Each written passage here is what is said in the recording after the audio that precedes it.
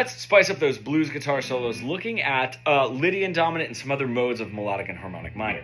Let's go into this one chord. If I'm in A, I can play a Lydian Dominant or a 7 sharp 11 arpeggio, and it would sound really, really nice. So if I'm in my...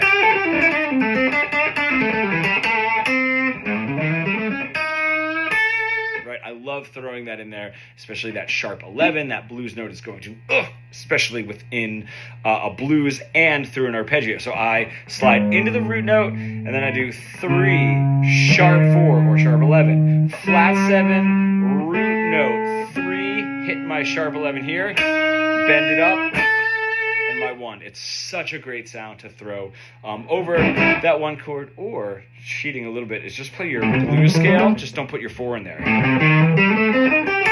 Is another really great way to get some attention. Now, if I use that on my 4 chord, Lydian Dominant is the 4 of melodic minor, so we're just playing off of what would be like an A melodic minor. There's a lot of really cool stuff that we can do there. If I build that arpeggio off of the 4 chord, I would have my 1, right? I could do my 3, sharp 4, 5, flat 7, 1. What's really cool is if I wind up, that sharp 4 ends up being the natural 7 to the A.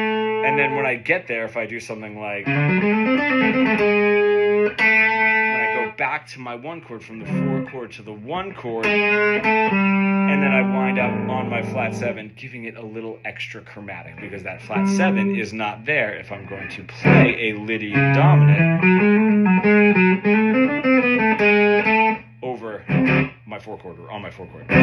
What's really cool is I can stay with that Lydian Dominant when I get to the 5 chord, which would end up being this Mixolydian flat 6. And that's a really, really cool sound, because my Mixolydian flat 6, or if I'm thinking of this in A, would actually give me a 5, 6, natural 7 in A, but that's the 3rd of my 5 chord, right?